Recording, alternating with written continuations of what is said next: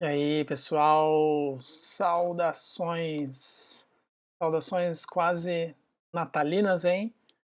Eu tô gravando aqui hoje é dia 23, daqui um mês é quase Natal, hein? Aí, ouvi falar lá que nas nossas aulas síncronas o Papai Noelder vai voltar. Ouvi falar, tem rumores, tem rumores. Ele vai voltar não, que ele vai aparecer de fato aí. Mas que não necessariamente isso tem a ver com notas, né? Claro que não, claro que não. Então, pessoal, vamos lá. Próximo vídeo aqui de redes neurais.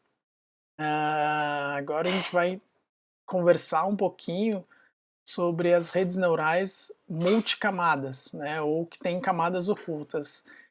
E aí é aquela visão clássica, né, de redes neurais que a gente sempre vê um monte de bolinhas e risquinhos entre elas. Então agora a gente já sabe que cada uma daquelas bolinhas é um neurônio, mas no final do último vídeo em que a gente viu o treinamento, eu também já comentei sobre o problema do Shor, né?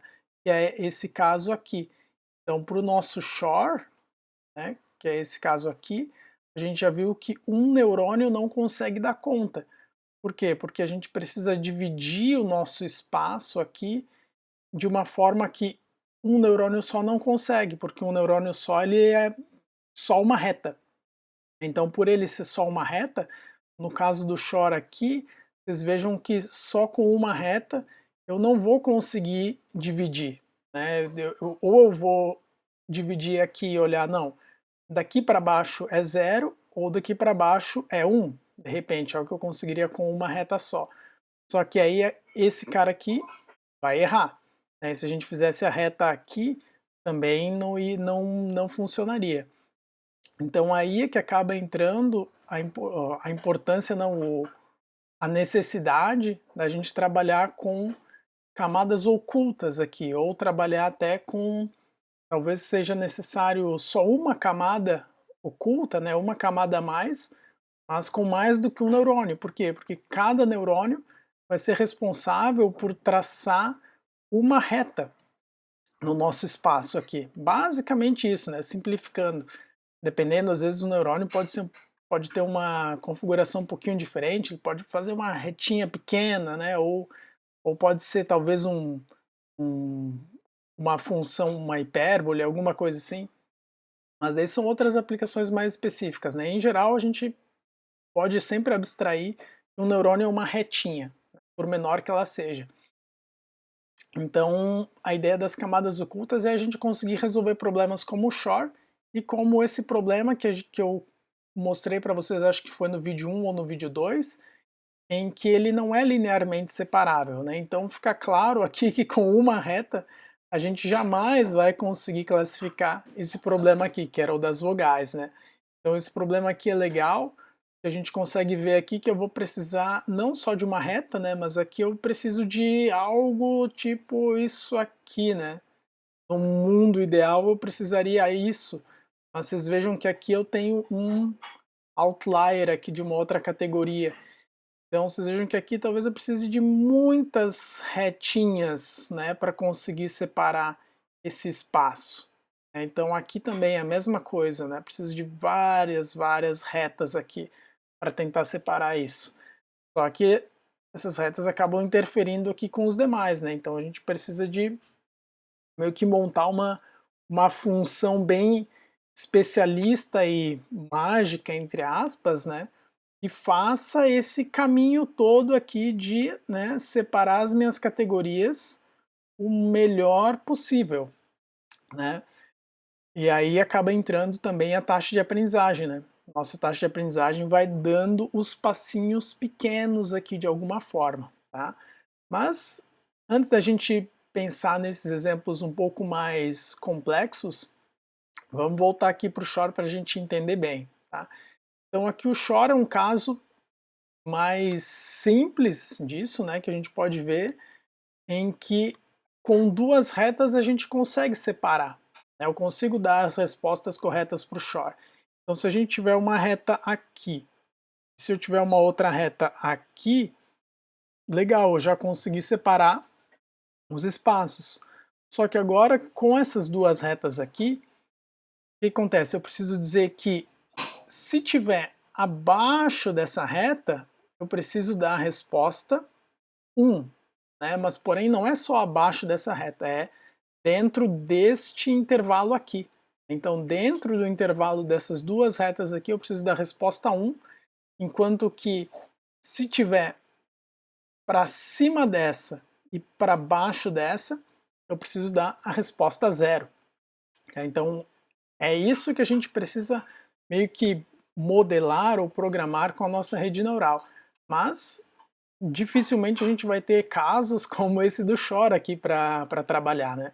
A gente vai trabalhar mais com casos tipo esse aqui, em que, professor, quantos neurônios e quantas camadas eu vou precisar?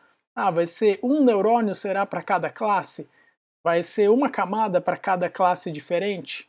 Não tem resposta, pessoal, não tem resposta. Como vocês já viram, a ideia das redes neurais, parecida lá com os algoritmos genéticos, é um conjunto de parâmetros, né? Taxa de aprendizagem, quantidade de camadas, quantidade de neurônio por camadas e depois responsabilidade do treinamento para fazer esses ajustes. Pois lá no final vou mostrar uns exemplos de algumas redes para resolver o mesmo problema, para vocês verem uma diferença assim que não tem como explicar. Tá? As redes neurais, elas realmente têm essa característica, a gente não conseguir explicá-las, né? Mas é bem uma caixa preta. Mas meio que o estado da arte, hoje em dia, como elas estão mais populares, tem já alguns trabalhos bem recentes, ali 2018, 2019, que são as explainable, né? Explainable networks, que são métodos para tentar dar uma explicação de onde vem aquela inferência da aprendizagem das redes neurais. Mas isso é coisa para vocês estudarem, pensarem em TCCs e assim por diante, tá? Mas vamos lá então, temos as retas e agora a gente precisa dar a resposta correta, né? Então, se a gente der uma olhadinha aqui no que a gente já tem disponível, que são essas retinhas, né? A gente já pensou em duas retas aqui, uma para o E e outra para o OU, tá? Então eu coloquei aqui, né? Tenho aqui já o E, tenho aqui o OU, aqui eu tenho o E, se a gente der uma olhadinha aqui, ó, a retinha do E está passando aqui, enquanto que a reta do OU está passando aqui embaixo, então bem parecido com aquilo que eu tinha colocado antes, ó. Então a gente pode trazer essa reta do OU para cá, né? Aqui a gente tem o nosso shore, tá? Então eu posso trazer a reta do OU para cá, e eu posso colocar aqui a reta do meu E aqui em cima, tá? Aqui está a reta do E. Só lembrando, né, pessoal, aqui o que eu coloquei, na verdade vim direto pro gráfico aqui, mas só lembrando, né, o que eu coloquei aqui são as saídas, né? Então a gente tem, ó, 0 e 0 dá 0, 0 e 1 dá 0, 1 e 0 dá 0, 1 e 1 dá 1, tá? A mesma coisa aqui pro shore, né? 0 shore 0 dá 0, 1 shore 1 dá 0, 0 shore 1 dá 1 e assim por diante, tá? Então só para deixar claro, né? Às vezes começa a falar um monte de coisa aqui e o basicão a gente esquece e vocês ficam viajando. Como é vídeo, eu não quero que vocês fiquem viajando o tempo inteiro. Então, beleza, então. Então vocês vejam aqui, ó. O E e o OR, opa, isso aqui é meu compromisso depois, vocês não precisam ficar sabendo aí. Mas é de orientação, hein? Já pensou se fosse alguma outra coisa comprometedora? Então aqui, ó, o E e o OU são duas retas que estão aqui, então a gente já dá para ver que para esse caso aqui, essas duas retas são suficientes, né? Mas se eu só jogasse para essa rede neural um neurônio para o E, um neurônio do E e outro neurônio do OU, o que vai acontecer? Eu não vou saber qual resposta que eu vou dar, né? Eu não sei se daqui para baixo é 1, se daqui para cima é 0 ou 1, e aqui no meio o que eu respondo. Então, para a gente conseguir dar essa resposta aqui, mesmo tendo o E e tendo o OU, que já é uma boa pista, a gente precisa de um neurônio que faça o quê? Que pegue as respostas deste E e deste OU e traduza para o shore, né? Então essa tradução para o shore vai ser analisar se dá para cima dessa reta é o 0, para baixo dessa reta é 0 também, e aqui entre essas duas retas aqui eu preciso dar a resposta 1. Então vocês vejam aqui o que já está acontecendo, né? Dadas as nossas entradas aqui, eu já estou vendo que eu vou precisar de 2 neurônios aqui, que vão receber ambas entradas, para que a gente possa traçar essas duas retas aqui, mas que só com essas retas não é suficiente, eu preciso de alguma coisa aqui que pegue essas duas saídas, aqui, e entregue no final o meu shor, né, que é essa resposta aqui entre as duas retas e para fora das duas retas. Então aqui entra bem o conceito das camadas ocultas, né, ou de múltiplas camadas. Na verdade, o porquê que elas são ocultas a gente vai entender no finalzinho do vídeo aqui, que tem a ver com o algoritmo de aprendizagem, que precisa mudar um pouquinho, tá? Então, se a gente der uma olhadinha aqui, esse aqui era o nosso neurônio do E e do O, né? O neurônio em si é o mesmo. A gente já viu várias vezes, vocês fizeram esse exercício, assim espero, né? Que a única coisa que muda é o ajuste dos pesos, né? Para o E e para o O. E aí, para o nosso shor, o que acontece então? Eu continuo tendo as minhas duas entradas aqui, o meu x1 e o meu x2, normal. Só que agora aqui eu tenho, na primeira camada, eu tenho aqui esses dois neurônios aqui. Tenho o E e tenho o O. Cada um deles, né, é responsável por fazer uma reta. Já estou cansando de falar isso. Cada um deles é responsável por essas duas retas aqui. E aí esse neurônio final vai dar o ajuste fino, né? Vai fazer esse ajuste aqui. Então vejam que o que muda, né? Essa entrada do x1, ó, ela vai servir tanto para o meu E, quanto ela vai servir aqui para o meu O, tá? E nada mais é do que aqui na nossa tabela verdade, é isso aqui, né? Eu tenho x1 e x2 e tenho uma saída com o meu E. Ao mesmo tempo, eu tenho esse x... Opa, eu acabei mostrando errado, né? Eu tenho x1 aqui, tem uma entrada para o E, e o x2, que também está aqui, uma entrada para o E. E ao mesmo tempo, ó, eu tenho agora sim o pontilhado. Pontilhado aqui o meu x1 que vai para o OR, e o meu x1 e o meu x2, desculpem, que também vai para o OR aqui. Então eu tenho x1 e x2 com o E, e eu tenho também x1 e x2, os dois caras aqui, vindo com o... Opa, apertei o botãozinho errado. Vindo aqui com o OR. Agora sim, vindo com o OR. Tá? Então tenho esses dois neurônios aqui, essas duas conexões. Então por isso que sempre que a gente estiver trabalhando com rede neural, a rede ela é toda conectada, né? Que nem no primeiro vídeo, a gente viu lá, como mostrei as fotinhos dos neurônios, né? E tá meio que tudo ligado com tudo. Né? Então, sempre que a gente tiver aqui entradas, por mais que sejam N entradas aqui, todas elas estão ligadas aqui com a primeira camada, né? Então todas as entradas estão ligadas com todos os neurônios. A gente nunca pega, nunca, não vou dizer, nunca é muito forte, né? Mas eu pelo menos nunca vi uma rede neural que tivesse alguma entrada e não tivesse uma conexão com algum neurônio. Isso acaba que não acontece, porque como isso faz parte do treinamento, né? Se a gente tiver uma entrada, sei lá, se eu tiver aqui um sei lá, 153 de repente, que esse x 153 ele não faz diferença nenhuma, o que vai acontecer com o treinamento? Na hora do treino, esse cara aqui vai ter um peso zero. Tá? Então é por isso que a gente modela dessa forma. Né? Então todas as entradas aqui, elas estão conectadas na primeira camada pelo menos na primeira camada aqui, ela acaba sendo 100% conectada. Tá? Então vejam que não mudou muita coisa daquilo que a gente tinha antes. Tá? Então o cálculo que é feito aqui para esse neurônio do E, né, que é o que vai ser passado aqui adiante, ele continua sendo a mesma coisa. Né? Eu continuo usando aqui o viés, né, esse aqui é o viés, continuo usando o viés desse, continuo usando aqui o viés para o OR da mesma forma. Aqui a gente vai calcular o somatório, que vai dar o valor da função de ativação para os dois caras aqui, e deste valor da função de ativação, a gente vai calcular o valor da saída, que é o y.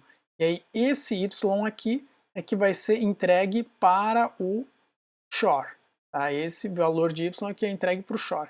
E aqui é que está algo muito legal dessas camadas. Né? Então eu já expliquei para vocês aqui qual que vai ser o papel deste neurônio, né? Que é dar essa resposta aqui.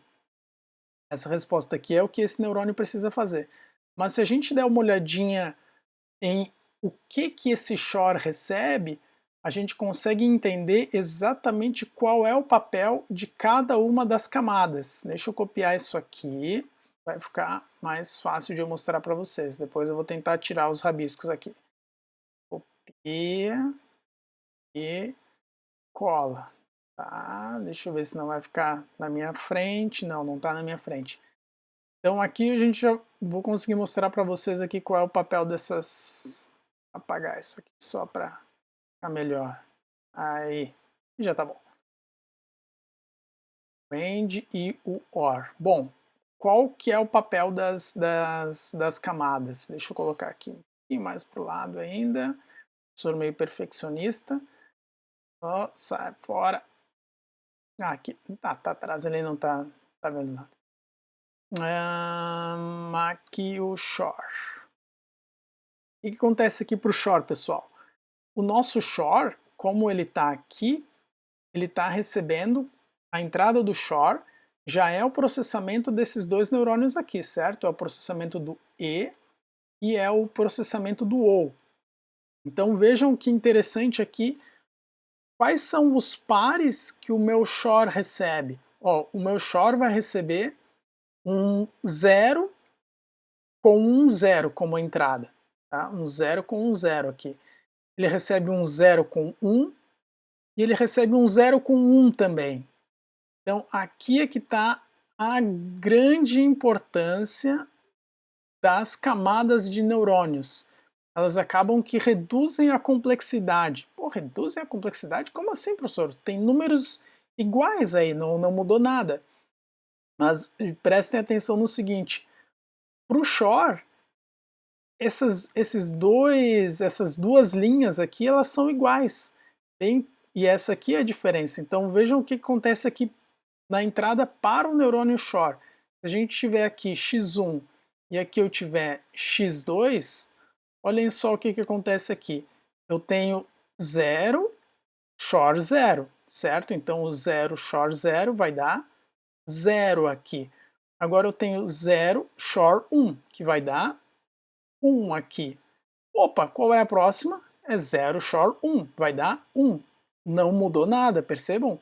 Então eu tenho duas coordenadas aqui que são iguais, que no nosso grafo aqui no nosso gráficozinho aqui do shor, essas duas entradas são mapeadas para somente uma saída, que está aqui a do S1. E aí a nossa outra possibilidade... Opa, desculpa, fiz ao contrário aqui.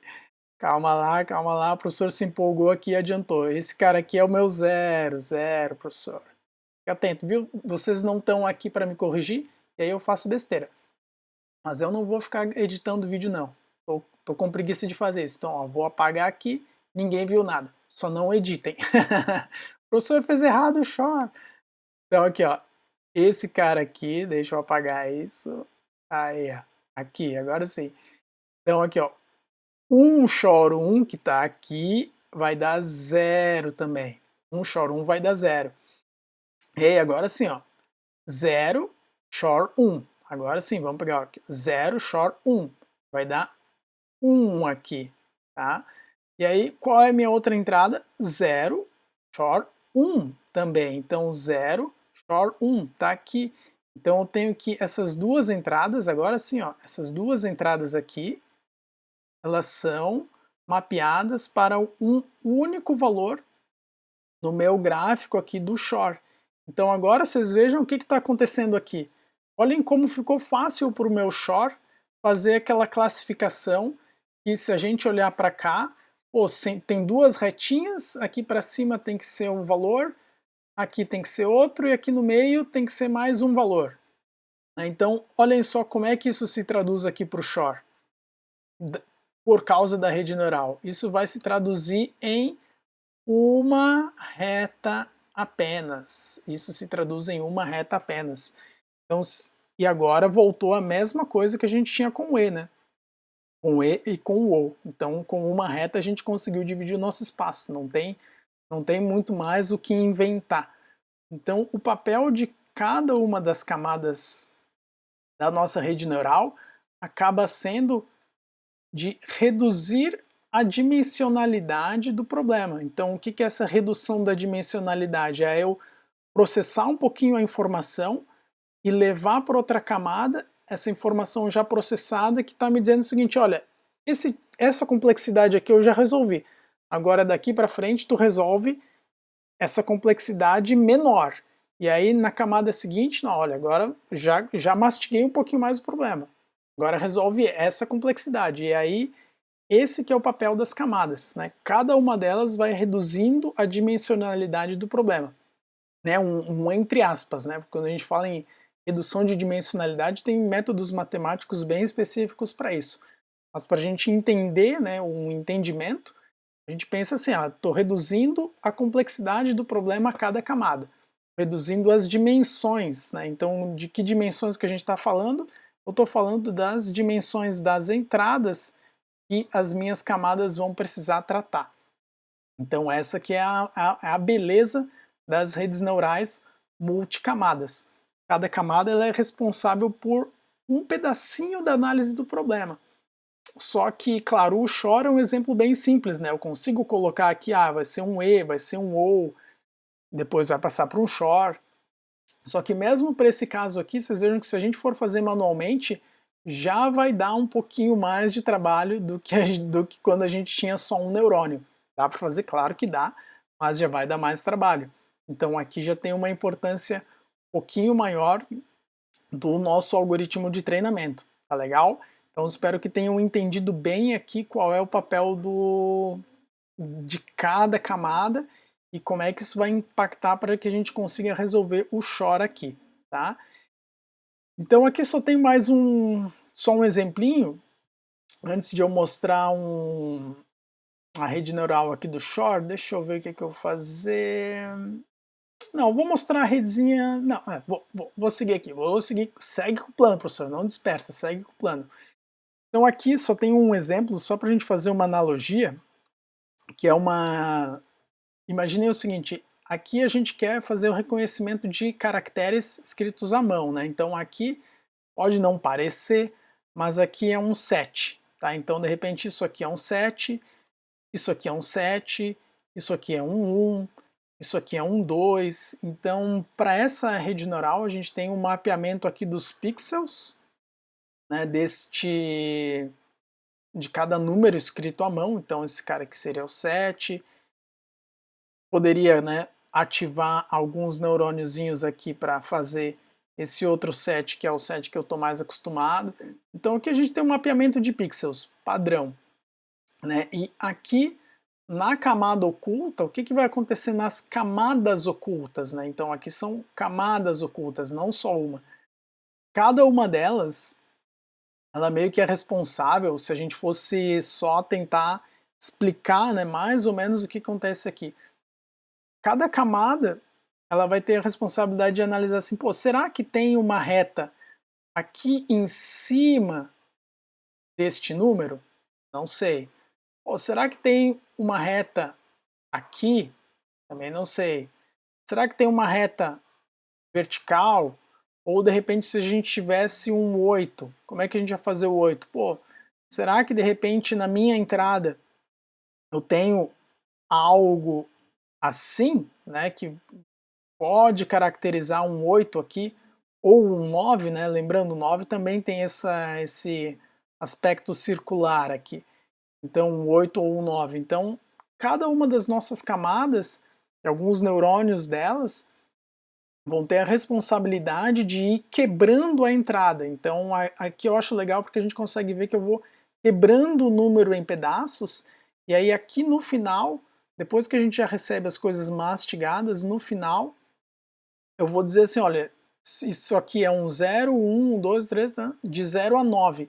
Então, dependendo do quanto ativado tiver o neurônio, eu vou conseguir dar a minha resposta. Ou talvez eu fique em dúvida, né? Talvez o cara que está escrevendo lá é tipo o professor Helder aqui, que escreve meio mal, né? E aí ficou difícil de confundir, ficou difícil de diferenciar o 7 do 1 aqui. Então, de repente, esse cara aqui vai ter uma resposta aqui, um 95%, e aqui no 1 eu vou sair com um 5% aqui.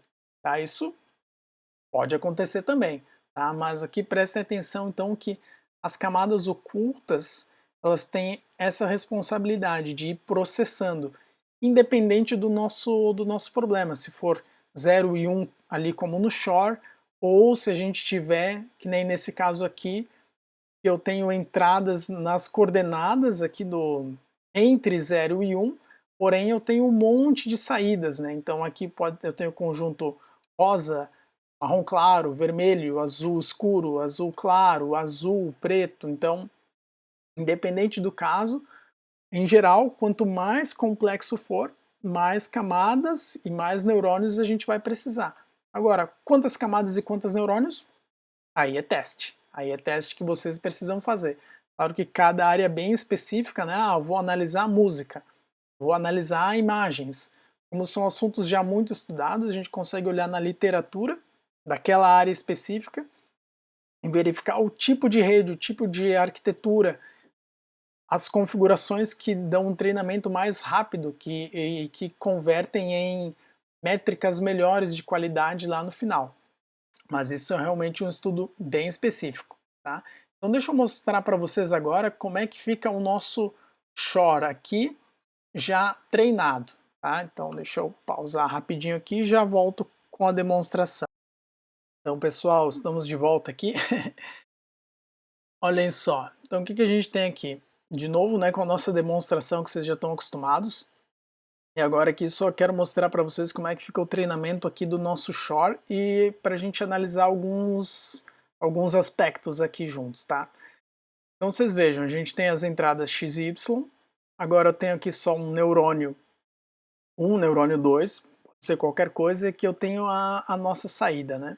Claro que aqui eu não coloquei só para não ficar muito poluído, mas lembrem-se, né, que a gente tem o viés, né? Então eu tenho aqui um x0 que está vindo para cá, e aí eu tenho x1 e x2, né? Do mesmo jeito que eu tenho um viés que chega aqui no Shor, tá? Mas só não vou mostrar aqui para não ficar muito poluído. Então o que acontece agora é que se a gente fizer o treinamento aqui, né? A gente der uma olhadinha, ó, estava tentando com uma reta só, em princípio não está funcionando, vai seguir, está acertando aqui 2 de 4, vamos ver como é que está o histórico do erro, está aqui na metade, daqui a pouco espero que converja. Se a gente vê que está demorando, a gente aumenta o passo de aprendizagem. Às vezes acontece isso, tá? Mas... será que eu estou com paciência hoje para esperar?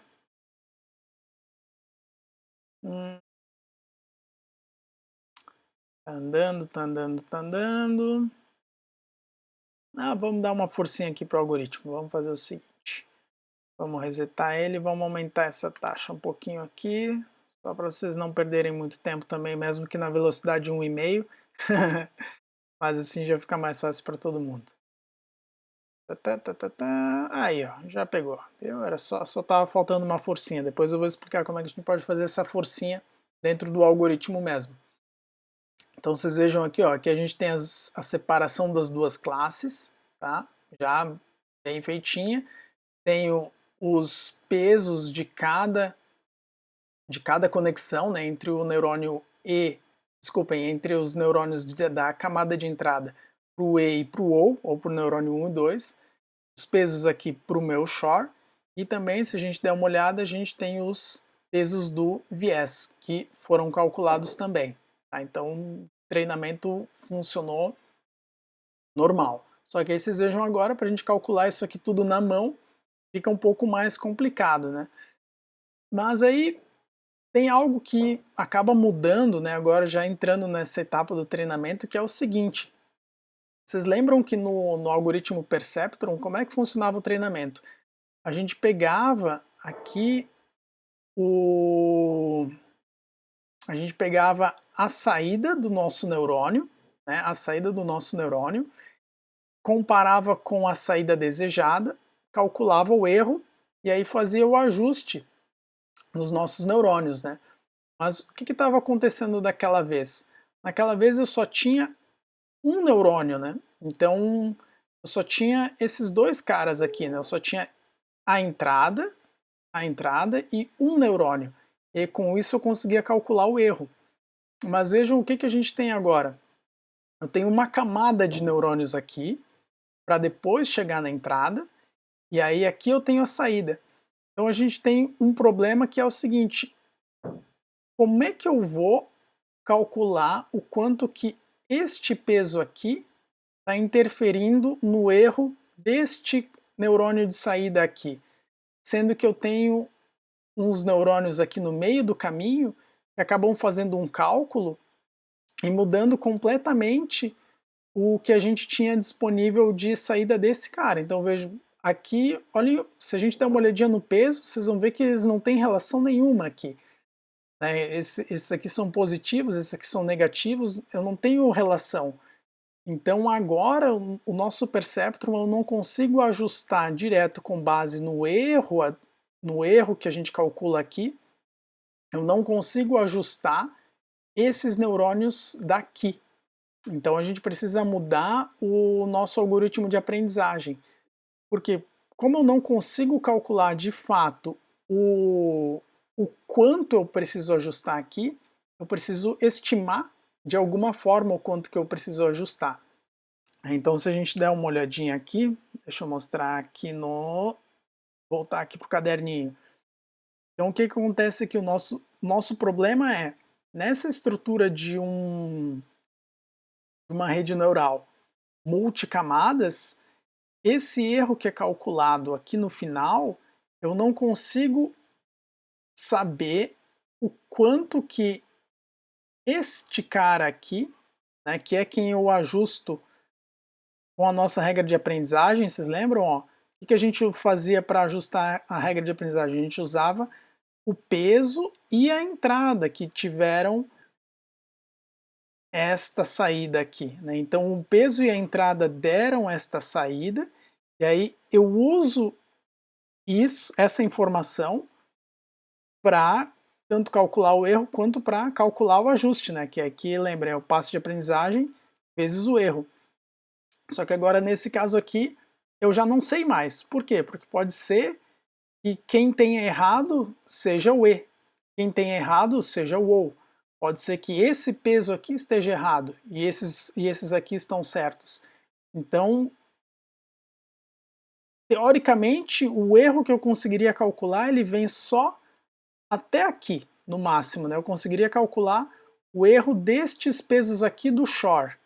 Só que daqui para trás eu já não consigo mais saber. Então, se a gente fosse usar essa regra aqui, que ela é bem precisa, eu só consigo fazer o ajuste nesses caras aqui. Né? Não daria mais para ajustar a entrada. Então, o que se faz numa hora dessas? Né? O que se faz numa hora dessas? O que a gente pode fazer aqui, que é o que o Multilayer Perceptron faz, Multilayer Perceptron. E aí só tem uma pequena mudança no algoritmo, não vou entrar nos detalhes matemáticos dela, tá? E aí agora lembra um pouquinho até aquilo que a gente já estudou com os algoritmos genéticos. O que o Multilayer Perceptron faz é o seguinte, bom, tendo em vista que eu não consigo calcular exatamente qual é o impacto desse erro, né, desculpem, quanto que esses pesos aqui contribuíram para este erro aqui, e eu não consigo ter certeza de onde está vindo o erro, né, como eu não consigo saber isso, que eu vou enviar na hora de ajustar os pesos? Na hora de ajustar os pesos, a gente envia uma estimativa. Então eu vou enviar para esse cara aqui, eu vou calcular uma estimativa dizendo, olha, o erro que está chegando aqui no final é um erro que está aumentando ou é um erro que está diminuindo. Então, com base nesse está aumentando ou está diminuindo, você trate de fazer um ajuste aqui. Só que agora é simplesmente uma estimativa, né? Então eu consigo calcular um erro concreto aqui, né? Com base no que eu tenho como saída e com base no que eu tenho desejado. Só que o que eu vou conseguir enviar aqui para trás, né, especialmente aqui do end para trás, é uma estimativa. Né? Então eu preciso estimar. E aí, para que a gente possa estimar, eu preciso ver uma tendência, né? E aí essa tendência é o seguinte, se está subindo, se eu estou aumentando o erro ou se eu estou diminuindo o erro. Lembrem que a gente quer diminuir ao máximo o meu erro, né? Então aqui que é o caso que lembra o algoritmo genético, né? No caso lá do algoritmo genético, se a gente lembrar, a gente tinha aqui a função de fitness, né? Então que era um valor que eu queria aumentar sempre. Enquanto que aqui eu tinha o conjunto de todos os parâmetros disponíveis do nosso algoritmo, né? Então cada pontinho era um conjunto de parâmetros aqui. Ou uma geração, melhor dizendo, lá do algoritmo genético. Agora, aqui no nosso caso das redes neurais, o que eu estou interessado? Eu estou interessado em descobrir qual é o menor erro possível dado um conjunto de pesos que a gente tenha lá. Então, esse aqui, se a gente der uma olhadinha aqui, é um exemplo com um conjunto de pesos, né, um W1. O que seria o W1? Seria só este cara aqui. Então o W1 pode ser, de repente, o W1 vai de 0 até, sei lá, de 0 até 10 aqui. Né? Então de 0 até 10, dependendo dos valores aqui, eu vou ter um erro.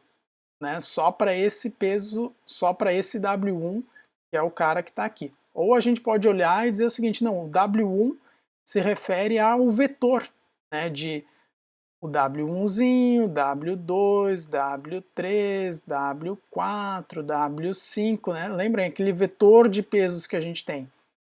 Então essa interpretação aqui depende muito de cada caso. A gente pode olhar entrada a entrada ou a gente pode olhar para o vetor. A interpretação aqui é a mesma. Então o que o Multilayer Perceptron quer fazer?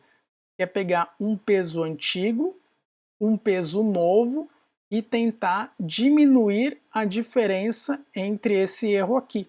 Né? Então notem que quanto mais aqui perto do zero a gente chegar, melhor vai ser o nosso algoritmo de aprendizagem. É isso que a gente quer fazer. Então, para a gente obter essa tendência aqui, porque de repente o meu W1 antigo estava aqui, e aí vou calcular um W novo, um 2 aqui, de repente está aqui. Então o que aconteceu? Estou numa tendência de subida aqui de erro. E aí, o que traz essa tendência de subida? Notem que a gente tem uma função aqui do erro em função dos pesos, né? Do erro em função do peso. Então vejam que eu estou falando de tendência, né? Sobe e desce, sobe e desce. Aí se vocês lembrarem lá das aulas de matemática, qual que é a disciplina de sistemas? Computação tem cálculo 1 e 2, sistemas de informação tem fundamentos matemáticos, eu acho. A gente tem o papel da integrada e da derivada. Então a derivada, ela justamente consegue informar se minha função está subindo ou se minha função está descendo.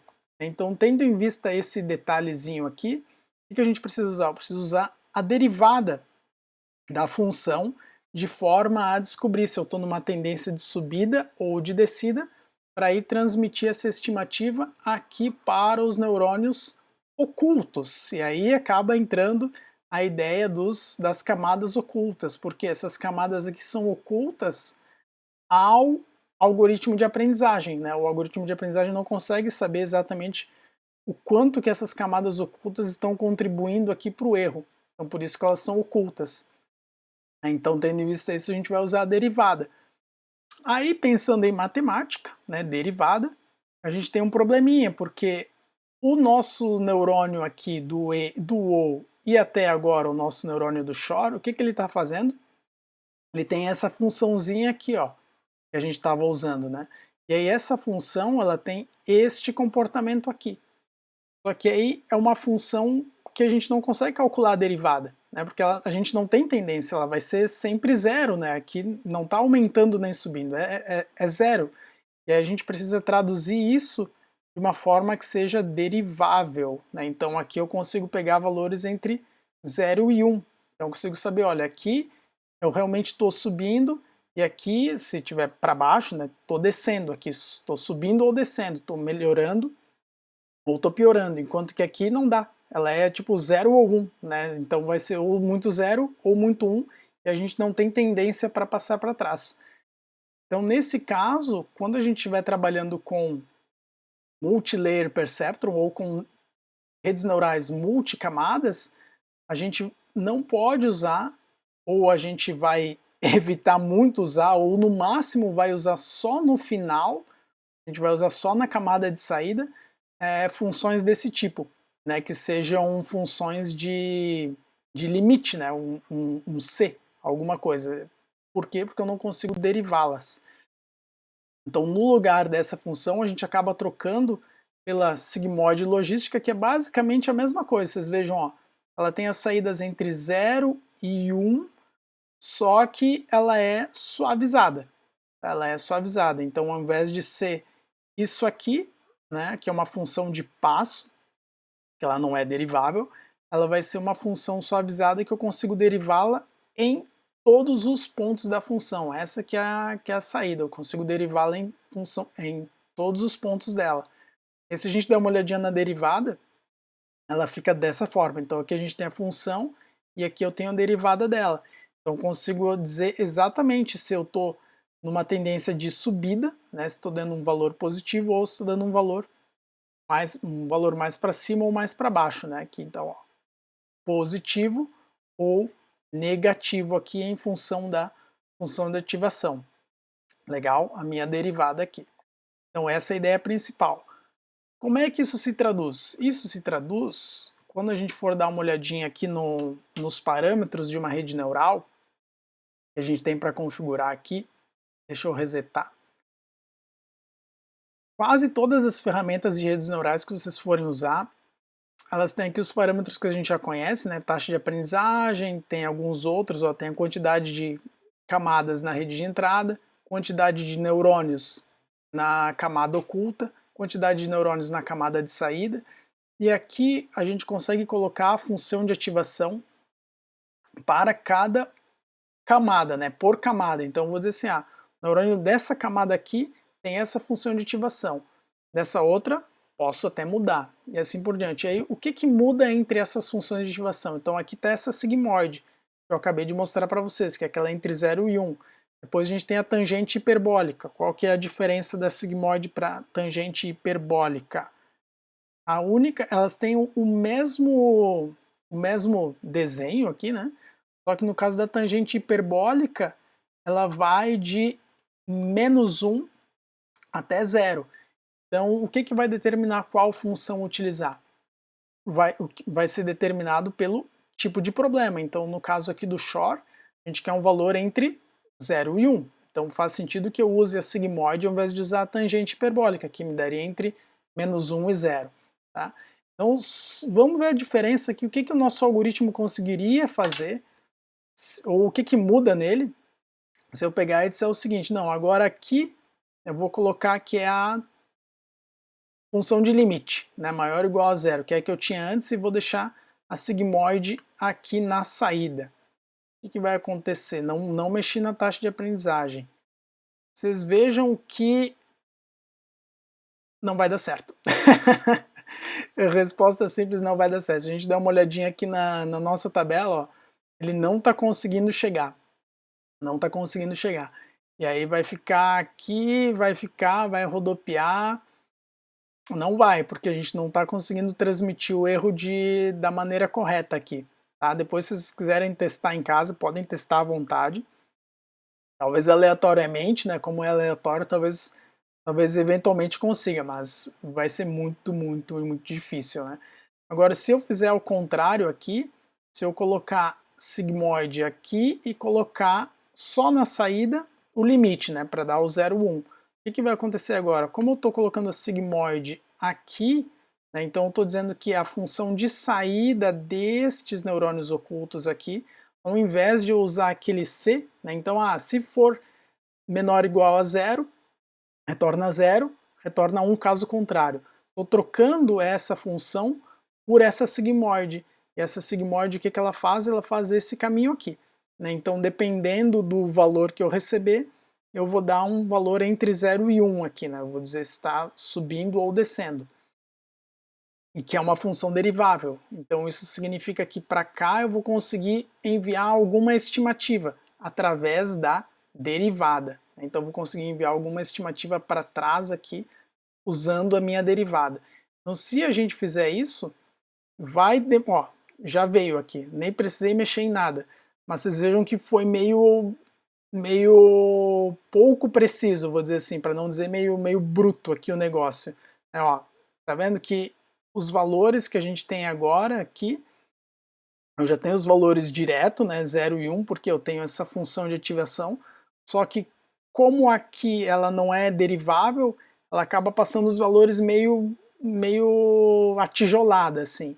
E vejam aqui o que acontece se a gente deixar no padrão aqui, que é usar a sigmoide sempre. Se a gente usar a sigmoide sempre aqui, o que vai acontecer de diferente? Vamos voltar para cá, tá treinando, ó. Vocês vejam que ele foi mais fluido, né? Então ele teve mais possibilidades de ajustes para fazer. Né? Só que aí, é claro, só tem um probleminha que, como a nossa sigmoide aqui, ela vai de 0 a 1 e o ajuste ele é mais fino, vocês vejam que a gente está quase chegando no 1 aqui, mas ainda não estou no 1. Né? Então aqui a saída certa deveria ser 1 e aqui deveria ser 0, 0, né? Por isso que a gente sempre usa lá uma taxa de erro, às vezes de 0.1, 0.01, dependendo do problema. Porque como a gente está trabalhando com funções contínuas, dificilmente a gente vai ter o valor 0 e 1 aqui no final.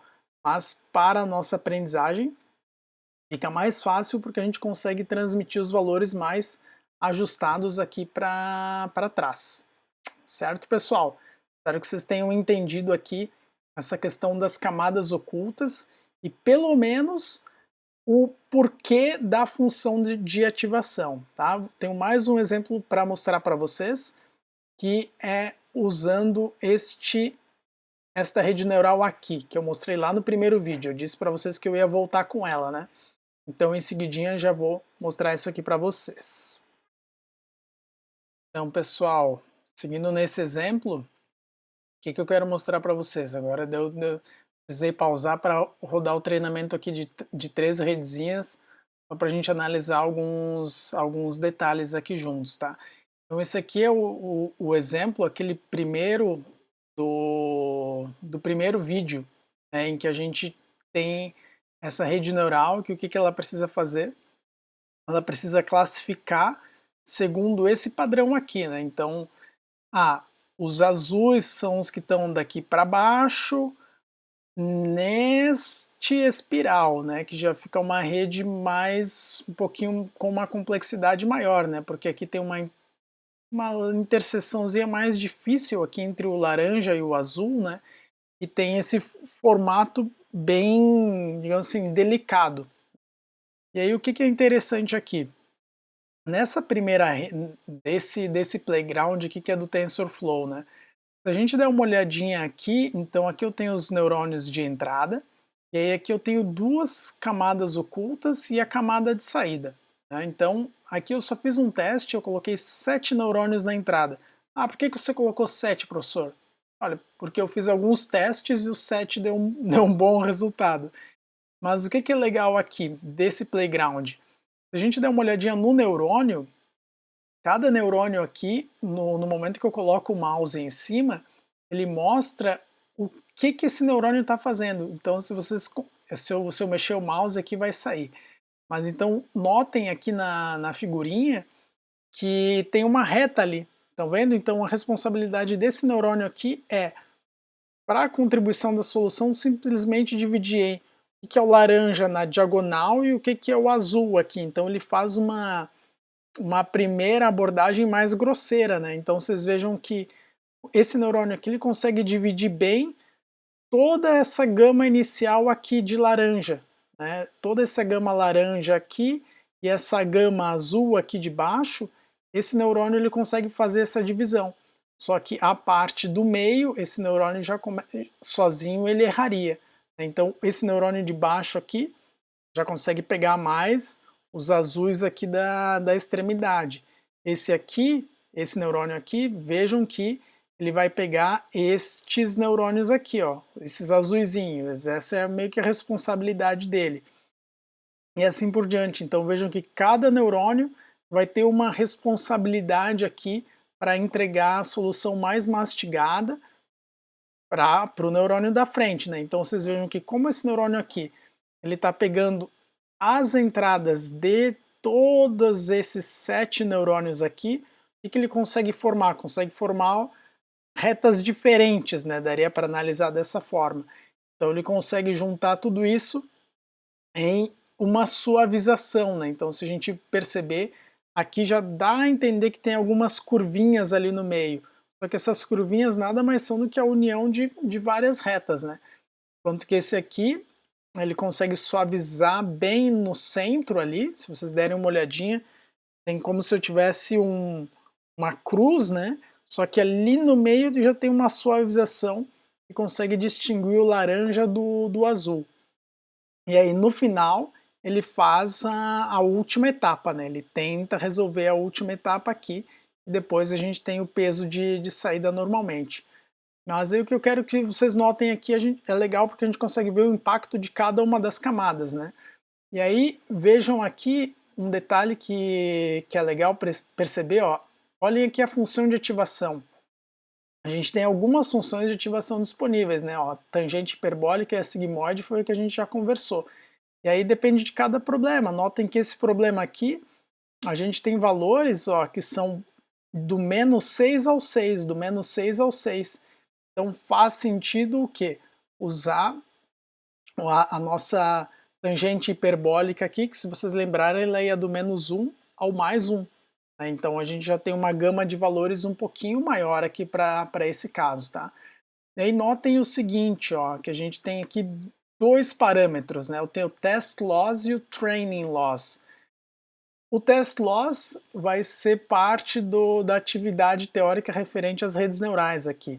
E o training loss essencialmente é o erro dessa rede neural, né? Ou é a perda, o quanto que eu estou perdendo em termos de acerto aqui. Né? Que no exemplo anterior era o RMSE, né? A média dos erros quadráticos, enquanto que aqui tá um pouquinho mais simplificado nessa parte. Tá? Então esse treinamento aqui, ele meio que, assim como nos algoritmos genéticos, vocês vejam aqui, ó, chegou um ponto que começou a piorar demais e estagnou. Né? Ele convergiu e não conseguiu passar desse 18% aqui. Né? Então, o que eu fiz para mostrar aqui para vocês? Depois eu criei uma outra rede bem parecida do que a anterior. Vejam que eu não mudei a taxa de aprendizagem, não mudei a função de ativação. A única diferença dessas duas redes aqui, a única diferença entre essas duas redes é que nessa primeira ela tem 7 neurônios na primeira camada e na segunda eu tenho 8 neurônios na primeira camada. Olhem só a diferença que já deu aqui no meu erro. Reduziu quase pela metade, né? Aqui eu cheguei a menos do que... Tô quase chegando no 1%. Né? Tô em 0,09, desculpem, tô em 9%, né? Menos de 10% aqui. Então aqui já ficou bem mais interessante. Mas eu ainda tive problemas aqui de convergência no final, né? Mesmo com um neurôniozinho a mais. Ou será que de repente se eu colocasse um neurônio a mais aqui, nessa camada intermediária, antes da saída, será que faria diferença? Será que se eu colocasse mais 8 neurônios aqui, será que faria diferença? Isso é só testando, né? E isso é a parte que eu quero que vocês deem uma brincada na atividade teórica que eu vou colocar para vocês ali no final. Tá? Então vejam que aqui eu consegui chegar em 0,09 de erro, e aí nessa última rede aqui, eu consegui chegar em 0,016. Daí o que que mudou aqui?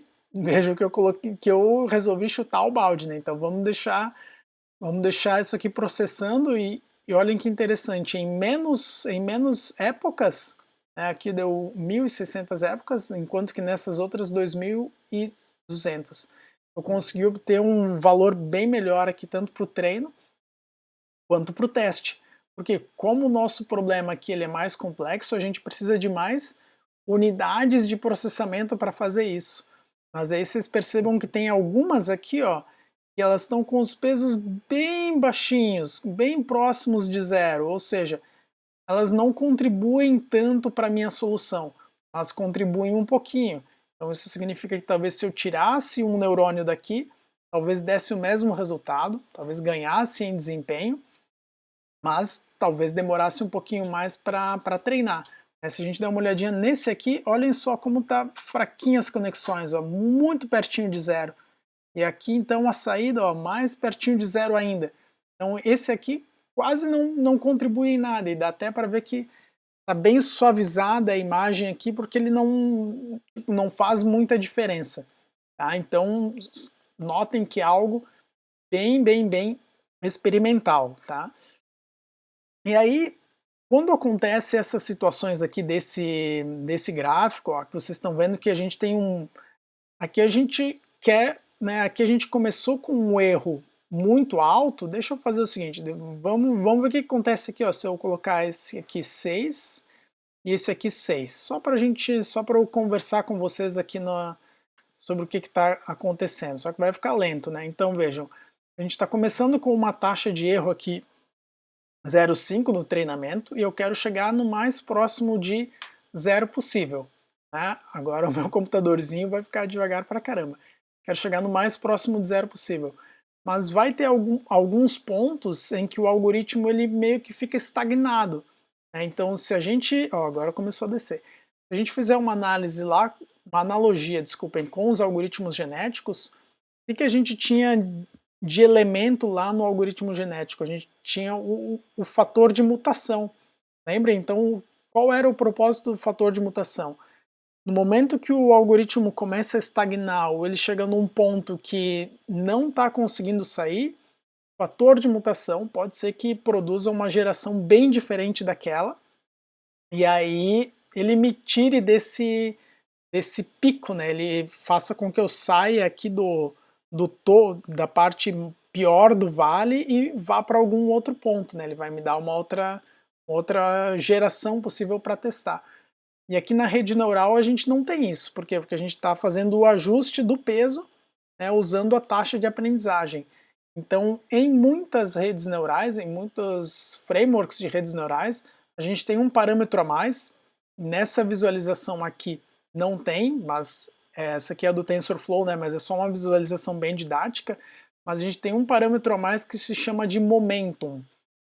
O momentum, ele nada mais é do que digamos assim, um boost aqui na taxa de aprendizagem. Então o momentum funciona da seguinte forma, olha, se eu chegar em passar por 100 épocas e o meu erro não diminuir, habilita o momentum. E aí o momentum o que que faz? Ah, eu pego, ao invés de usar 0,3, eu vou multiplicar isso aqui por, sei lá, vou multiplicar por 10. Então, ao invés de usar a taxa de aprendizagem de 3%, eu vou usar 30%. Ou eu vou usar 25%, enfim. Aí vocês definem o momentum. E aí o momentum o que que faz? Ele vai fazer um ajuste mais grosseiro na taxa de aprendizagem. Aí é o vídeo, primeiro ou segundo vídeo, não, o vídeo passado, que a gente comentou o que acontece com uma taxa de aprendizagem alta e baixa. Então, aumentando a taxa de aprendizagem, a gente vai tentar fazer com que a nossa rede neural ela vá mais para um lado do que para o outro, assim, né? Só que tentar pegar um extremo. E aí, com esse extremo, ela deve tentar sair dessa região em que a gente não está conseguindo melhorar o nosso erro, né? A gente está como se eu tivesse aqui, ó. Né? Então, o momentum ele vai fazer com que eu saia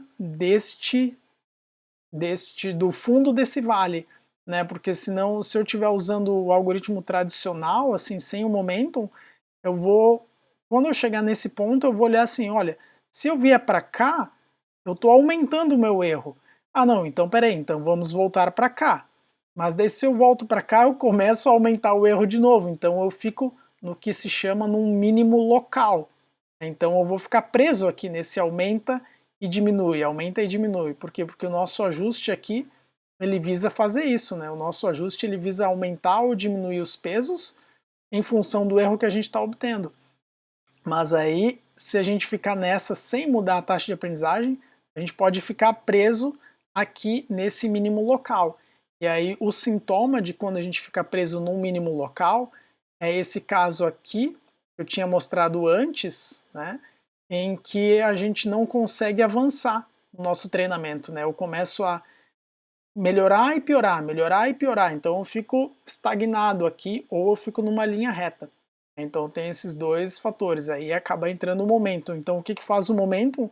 O momentum seria como se eu desse um empurrão aqui para o treinamento. Então ao invés de usar uma setinha pequena, que seria da minha taxa de aprendizagem, eu vou usar uma setinha grandona, né, na esperança de eu jogar o meu erro para cá de repente, e aí eu conseguir descer e encontrar o mínimo global de erro, que seria esse erro aqui, que é um erro muito baixinho, que já satisfaz o meu domínio, né, o quanto eu quero atingir de acerto aqui da minha rede. Tá? Então vocês vejam aqui, ó, só para a gente dar uma olhadinha, essa rede aqui ela está funcionando bem. Tá? Se vocês rodarem em casa vai ser muito mais rápido, é que aqui eu estou rodando enquanto estou com o OBS e aí está bem pesado, mas estou otimista com essa configuração de rede. Legal? Então o que está acontecendo é isso, só que nesta versão aqui do TensorFlow, nessa interface gráfica aqui, a gente não tem o momentum, mas tem alguns outros parâmetros. Tá legal, pessoal? Então espero que vocês tenham entendido aí o principal das redes neurais, o que é o papel de cada camada. A gente precisa modelar sempre experimentos, né, como é que funciona a aprendizagem. Não entrei nos detalhes de como funciona a aprendizagem para os neurônios aqui para uma rede neural multicamadas, porque a gente precisa usar a derivada e essa parte de derivada integral não é currículo do curso de sistemas, né, então não faz sentido que a gente veja. E também eu sempre me perco tentando explicar essa parte mais matemática, e o legal das redes neurais para nós assim é que a gente consiga aplicá-las. Né? Ó, já estou bem, olha só, a gente já está com um erro aqui bem baixinho, ó, 0,049, tô quase, ó, já até bati o recorde da rede anterior, ó, já até bati o meu recorde, quer dizer, não sei se eu bati, não me lembro mais qual era o recorde, mas está indo bem. Então, pessoal, espero que vocês tenham compreendido a aplicação. E agora, na nossa atividade aqui dessa parte de redes neurais, vai ter algumas perguntinhas teóricas só para vocês entenderem e compreenderem o que são esses parâmetros de teste, treinamento, como é que a gente monta um experimento de redes neurais, e também dar uma brincadinha bem de leve, porque agora já é final de semestre e não precisa exagerar. Beleza? Então, pessoal, então nos vemos aí nas próximas aulas e bons estudos a todos. Até mais!